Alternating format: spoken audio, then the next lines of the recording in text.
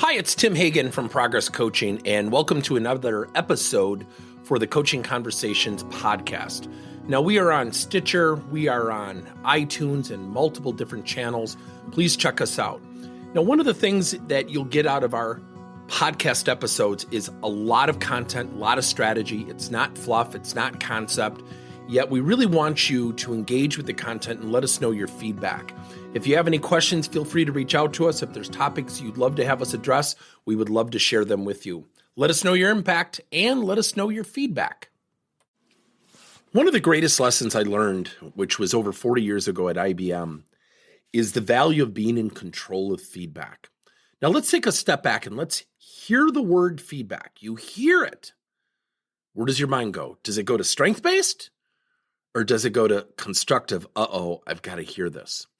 Now, in 30-some years, I ask this question all the time. All the time.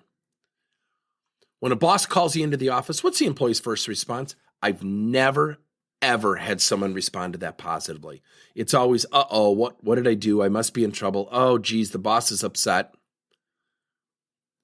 And what we have to do, and what I learned at IBM 40 years ago, and I had a great boss, great coach, who said to me, if you don't like feedback, go get it before they have to give it to you. I'll never forget that.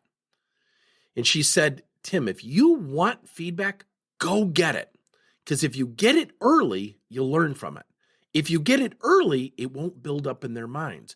If you get it early, guess what happens? You don't ever feel like you're getting constructive feedback. I'll never forget that. Now, when I say you're in control of feedback, we tend to wait. We tend to wait for someone to give it to us. And then we have this thing called an emotional interpretation. I don't like what I hear, so I'm going to push back. I'm going to come up with a narrative, or I'm going to come up with a story why it's not true, or I'm going to ask for an example so I can rebuttal it away. We are in control of feedback.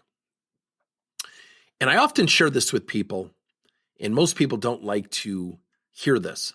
You know, leaders don't want to give you feedback if you're resistant.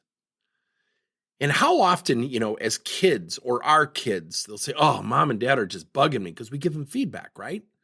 They don't want to hear it. They discount it. They push back because they're emotionally interpreting. They're emotionally reacting. And when we're emotional, we typically lose logic and we don't use rational thought process. So as an employee, I think it is one of the greatest differentiating factors you can possess. And that is the opportunity, the absolute opportunity to differentiate yourself by making it easy for someone to give you feedback. It doesn't mean you're always going to be in agreement. Go get it before they have to give it to you.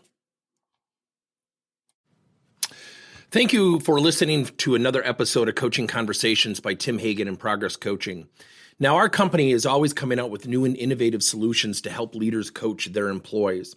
And recently, we just created a new service called Coach to You, where leaders can pick and choose topics and assign 7 to 21-day programs for employees to learn and, more importantly, apply actions and then reflect and share what they're going to do going forward as a result of the learning. It's called Coach to You. We're literally bringing coaching to your employees. If you're intrigued, we'll have a link in each one of our episodes where you can get more information. And again, thank you so much for listening to another episode.